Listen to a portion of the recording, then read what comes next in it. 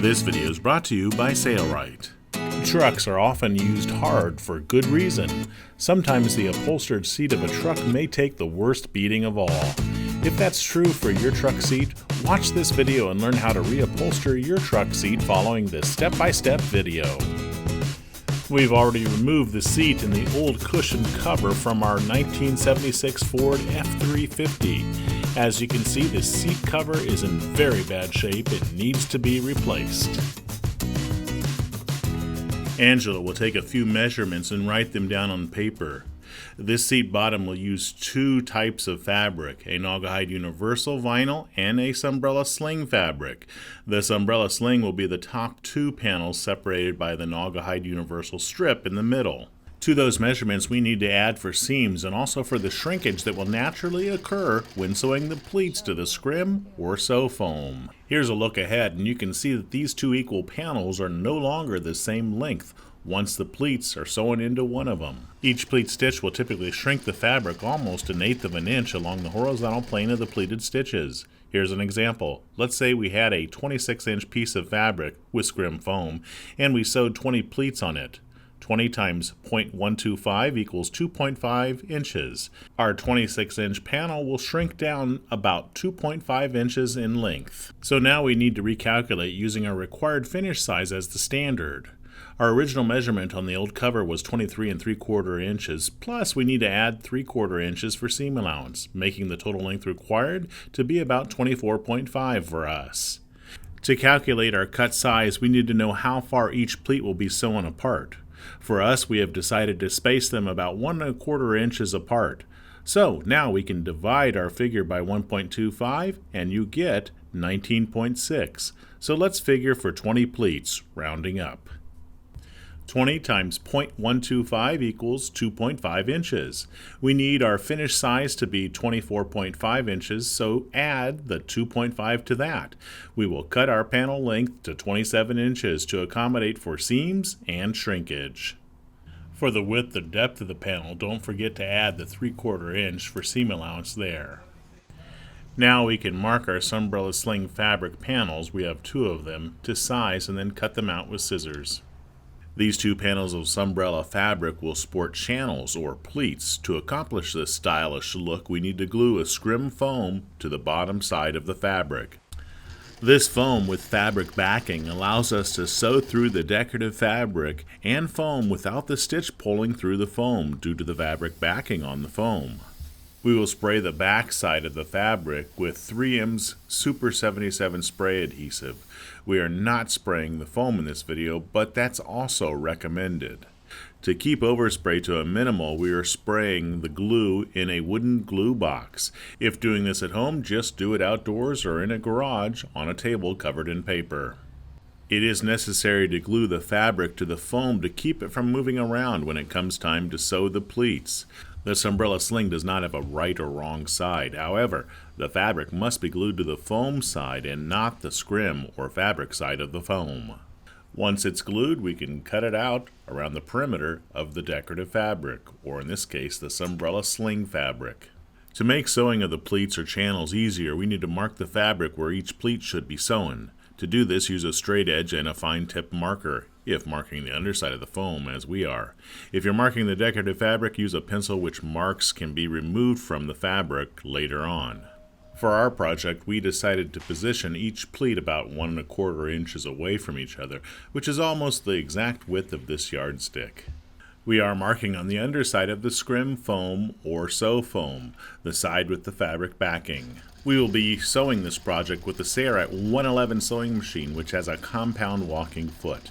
Carefully line up the stitch to the line that has been struck down on the back side of the foam. If you've marked the decorative fabric, sew from that side doing the same. The Sailrite 111 sewing machine is an excellent sewing machine for automotive upholstery projects like this one. Coupled with the MCSCR power system and Power Plus balance wheel, you get optimal slow speed control and power. The large underarm space of this machine allows for bulky projects to pass easily through the machine. The compound walking foot feeds thick and uneven assemblies without hassle. The Sailrite 111 with MCSCR is sold exclusively at www.sailrite.com. Get yours today. Our first of two top panels is now complete. Remember, we told you that it will shrink up in length as you sew each pleat. Well, let's compare it to the second panel, which has yet to have its pleats sewn. As you can see, it's shrunk by a few inches. That is okay, because we added enough for that fact, and we will also have to cut it down in a later step. We will not show sewing the second panel, but here it is, complete. We now need to disassemble the panels of the seat, since we'll be using them as a general pattern for the new fabric. Before we do that, we suggest you take a few photos of the old cover so you do not get confused about how it was sewn together. Also, mark the cover at some of the seams with a Sharpie marker so you can use those to match up panels if required in a later step. On this truck seat cover, the top stitch stops at this location on the old cover. Why? It may be a way of letting the fabric release when the driver or passenger enter the truck and applies pressure to the seat's corner. We're going to duplicate it on the new cover, even though we are not sure it would help do that. In retrospect, we wish we had run the top stitch all the way to the end of the seam, but it was too late for that. Using scissors, we will cut apart the panels where they have been sewn together. Here you can see a piping or a welting that has been used when sewing these panels together. We will cut as close to the piping as possible. This cover is in very bad shape, but we can still use it for patterning to cut the new fabric. Just try to keep the ripped up sections together as you cut it apart. We'll show sections of this in double time.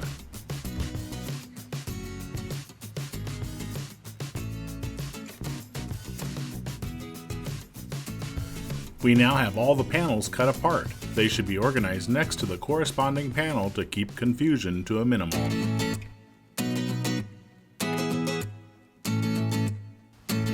Next, to finish off the top of our seat cover, we will need to measure the section of vinyl in the middle of the top plate, the top panel of the seat. We will be marking on the underside of the Naugahyde Universal fabric with a pen.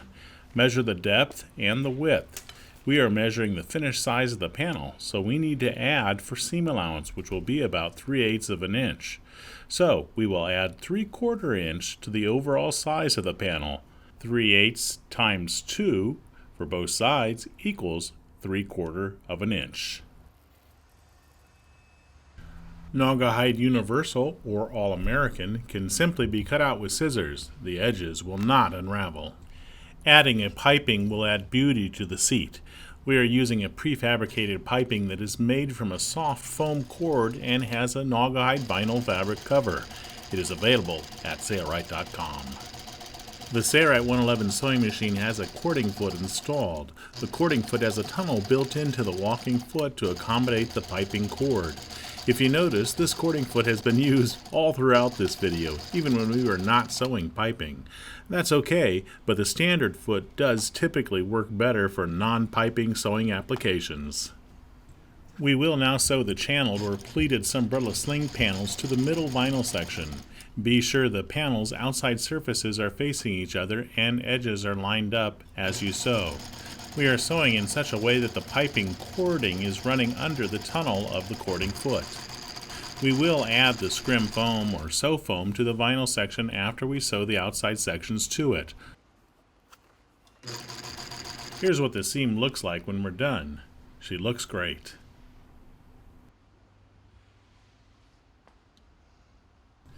We will do the same for the opposite side, but this time our scrim foam will be up, showing you that it can be done either way.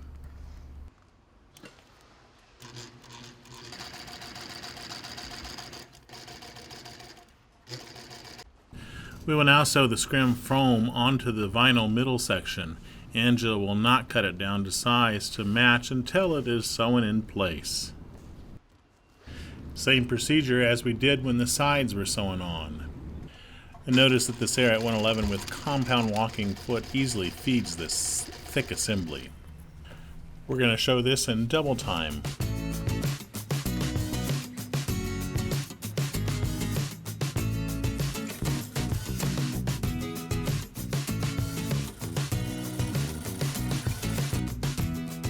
Once this is sewn, the excess can be trimmed away.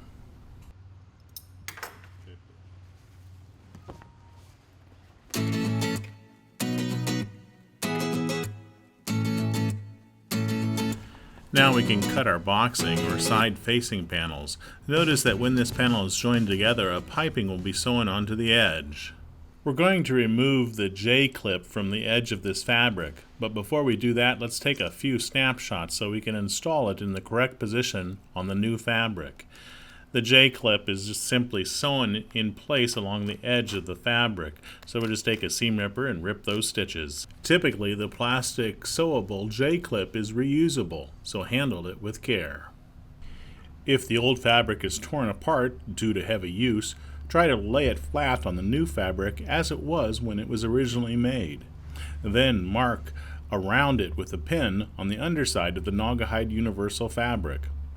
If any edge has a seam and the fabric is not laying flat at that seam, be sure to splay the fabric out so that you can mark along the raw edge of the fabric, or just simply mark away from the folded edge that same distance.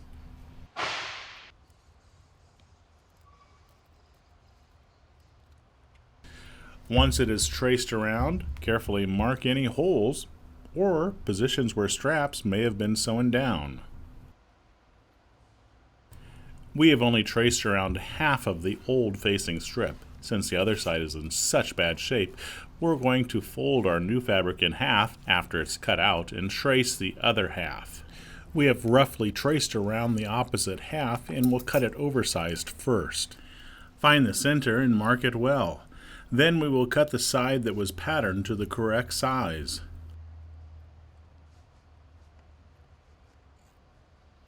Fold it in half and trace the opposite side and cut it out also.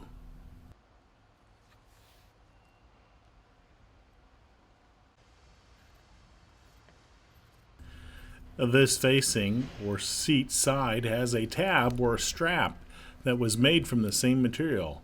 Let's take some measurements of it and cut one to match from our new material. We have cut it to size and now we'll be creating a hem on the two long sides. We find it easier to baste hems in place with seam stick or basting tape for canvas.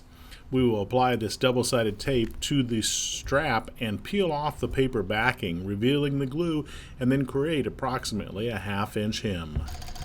Sew those two hems down with a straight stitch, reversing at the beginning of the end to lock your stitch in place. Angela is marking the outside surface of the facing to indicate where the center is, and then she will baste the strap in place to hold it at the correct location prior to sewing. It is always a good idea to check to see where it was sewed on the old cover prior to sewing. Once it's in the correct location, we can sew it in place.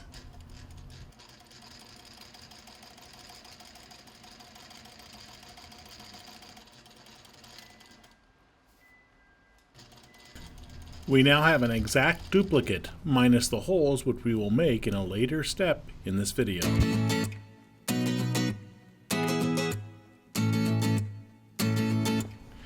Okay, let's go back to the main top plate and compare its overall size with the old fabric that we cut apart.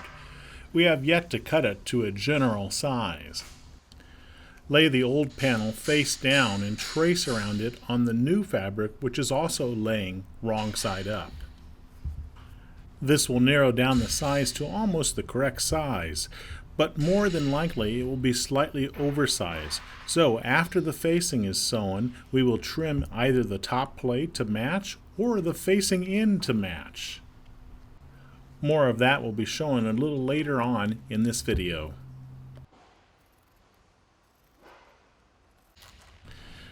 Since this one side is such a mess and ripped up, we will simply use the other side to pattern for this opposite side. Just flip it right side up. Now that it is trimmed to a general size, we can now work to install the facing. We will need to find the center of the top plate. To do this, fold it in half and mark that location. Here is where we will start sewing and work out towards the ends of the facing strip so it will be centered. If we were to start at an end and sew down the length to the opposite end, it is likely that it would not be centered when done. Doing it this way ensures that it will be. Notice the outside surfaces of the fabric is facing each other. Be sure you are sewing the correct side of the facing strip to the top plate. As you sew, be sure the sides are even and sew about 3/8 inch from the raw edges of the fabric. You are now sewing through the scrim or sew foam, the vinyl fabric, and the piping. The Sarat 111 sewing machine with MCSER power system plows right through it all effortlessly. And you have excellent slow speed control and power. This sewing machine combined with the MCSER power system cannot be beat for upholstery applications and more. As she was sewing the assembly together, notice how she was slightly pulling on the scrim or sew foam. You may want to rewind and see that again. This is important. You do not want to pull too hard, but you also don't want to just sew without pulling the foam taut slightly. To sew the opposite edge, just flip the assembly over and repeat the process starting at the center.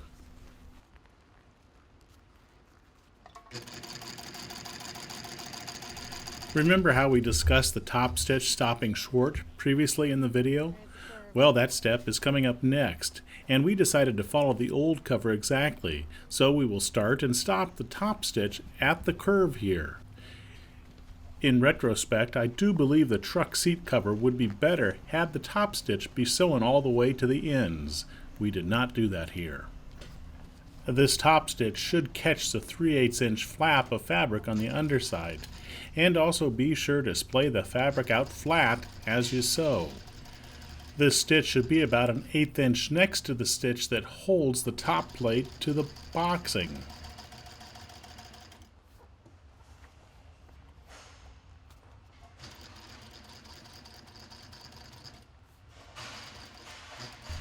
The compound walking foot and the slow speed control are phenomenal on the Sarat 111 sewing machine with MCSER.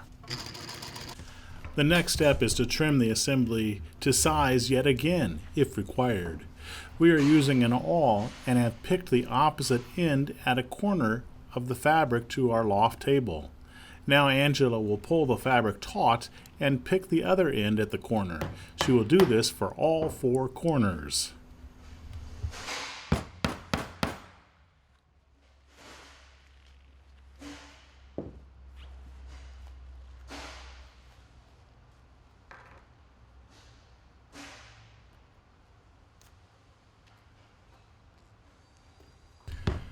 Okay, now that it's stretched out, does the old panel match the facing? We'll line up the old panel and let's take a look. Yes, it's almost perfect. Now all we need to do is trim away the top plate yet again, as we expected.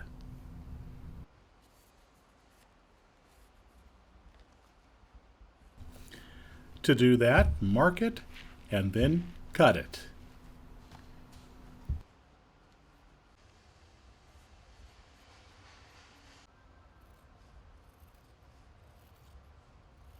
Next, using Sarat's prefabricated deluxe vinyl piping, we will sew that around the outside edge of the assembly. This prefabricated piping is easy to work around corners because it is scored on the flange. We are sewing it with the Sarat 111 3/16 inch cording foot from Sarat. It works perfectly with this piping.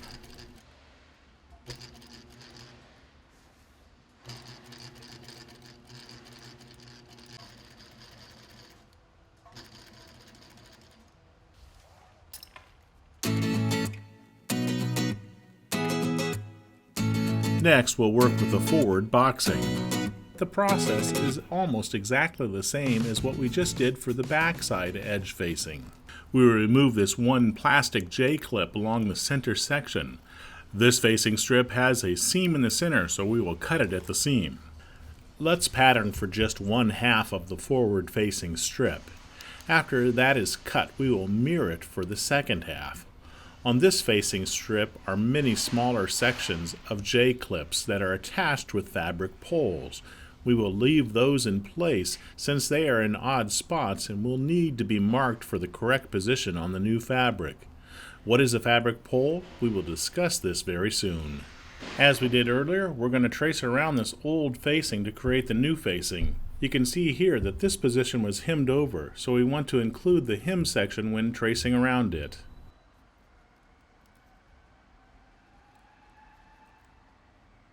Angela is now marking the location of the fabric poles that are used for the J-clips.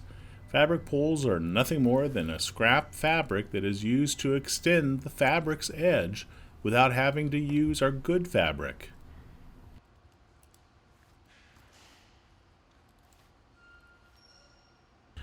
Now that everything is patterned and labeled on the underside of our vinyl fabric, we can cut it to the correct size. Remember, this is only half of the forward facing. To pattern the second one, we need to flip it over so the outside surface is facing up, or wrong sides are facing each other. Label the second half using the first one as the standard. Note, some seats do not have a seam in the center, so you may have to cut the forward facing as one complete strip. Others may have halves that are not equal in size or shape, so follow these principles in the video, but alter them if required to fit your specifications.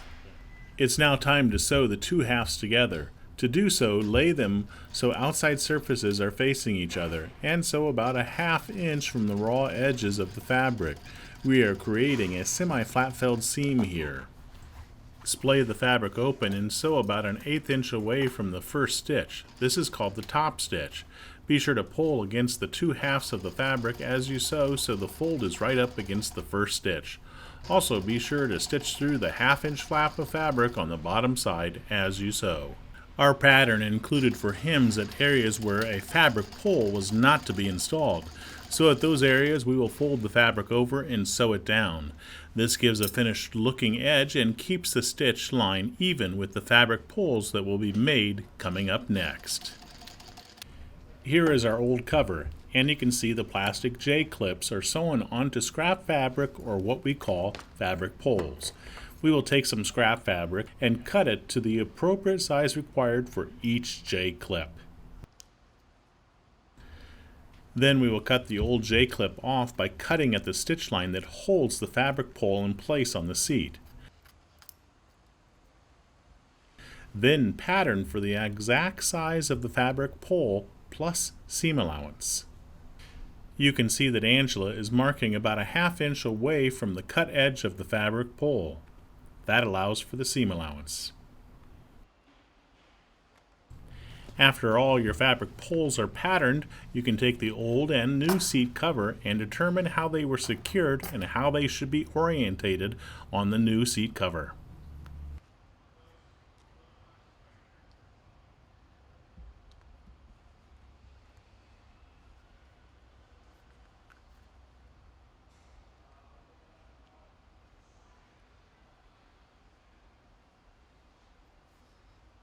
Yeah, I was going to say, it doesn't go that way.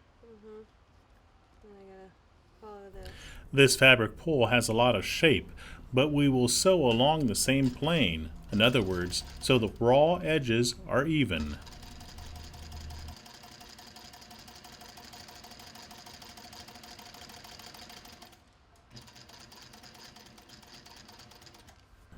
Always be sure to reverse at the beginning and the end of the fabric pole. A lot of tension will be applied to these areas, and we do not want the end of the stitching to come undone. Here is where a slit was made in the old fabric pole. We want to do the same thing here to relax the shape. After sewing all the fabric poles onto the new cover, we are now ready to cut away the J-clips and sew them onto the fabric poles. Be sure to orientate them correctly as they were on the old cover.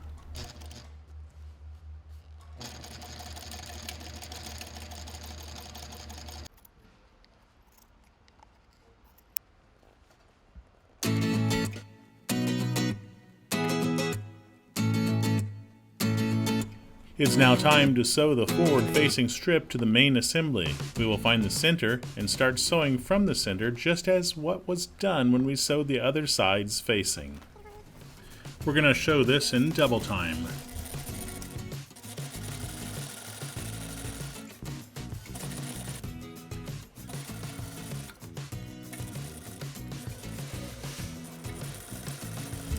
Here's what it looks like when we're done with the one side. Now flip it over and sew the other side. We're only going to show a brief portion of this. Skipping ahead, along the back edge of the rear facing, we need to install the plastic J-clip there. Angela is checking her photos from the past to see how it was sewn down. Then she sews it in place. All that's left is to cut some holes to allow hardware to exit the seat cover. You can use the old cover as a reference to see where the holes or slits should be made.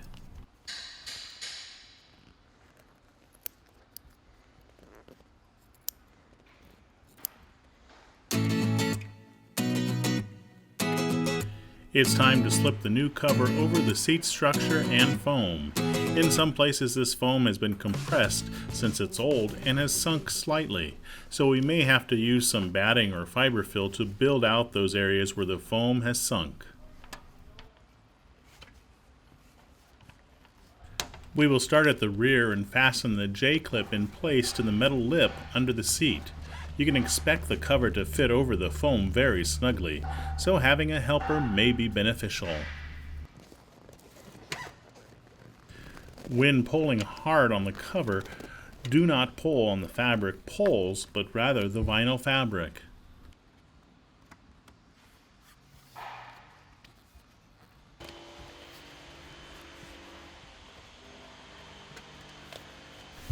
We forgot to slit the fabric at this location, so we will use a knife, or in this case our scissors, and cut it right over the metal bracket.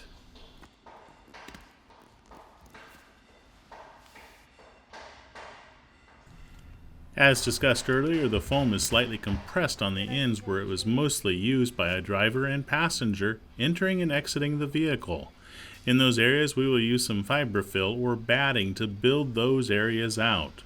Do this carefully because you do not want lumps to show up in the end result.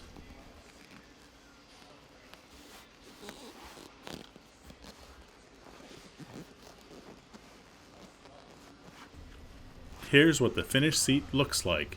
Now it just needs to be reinstalled in the truck.